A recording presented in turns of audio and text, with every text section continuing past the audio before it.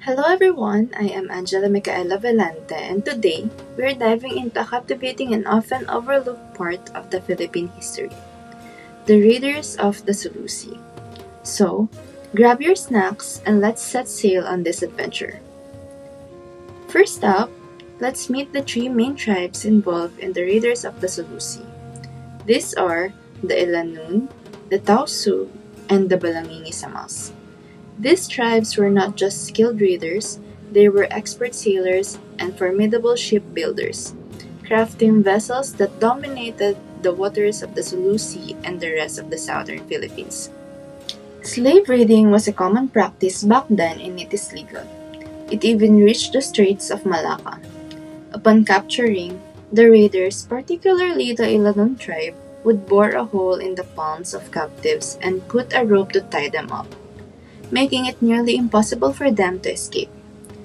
It's intense to think about the pain, considering that they do this without even anesthesia or any drug to ease the pain back then.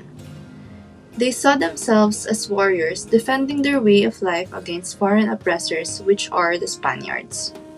On December 8, 1720, King Dalasi of the Maguindanao Sultanate and the King of Bulig, alongside the Sulu Sultanate, launched a massive attack on Fort Pilar in Zamboanga. Fort Pilar is a fortress that stood 2 acres wide and 10 meters high. The Sultanate's goal is to disrupt Spanish control by burning down towns and limiting supplies by cutting off the provisions for the Spaniards. The Spanish defenders, armed with artillery, cannons, and guns, fought back fiercely.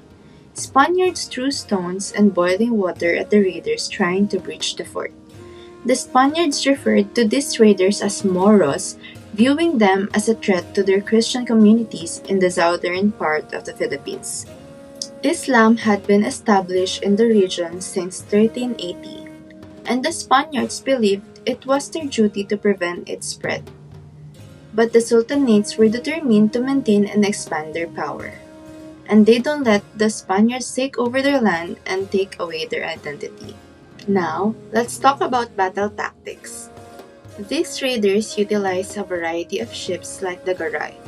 Garay, or also called attack boats of the Samal raiding tribe, is smaller but faster vessel capable of carrying more than 100 men.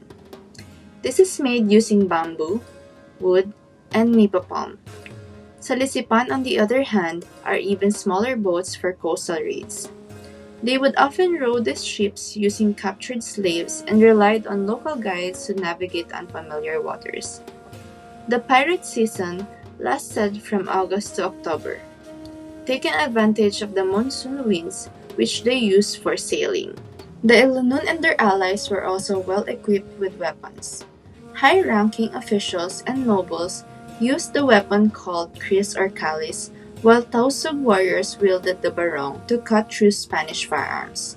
And then there's the kampilan, the longest sword used by the Ilanun, which interestingly was sometimes used to pick up the heads of decapitated enemy. They also used armor made from carabao horn and steel plates.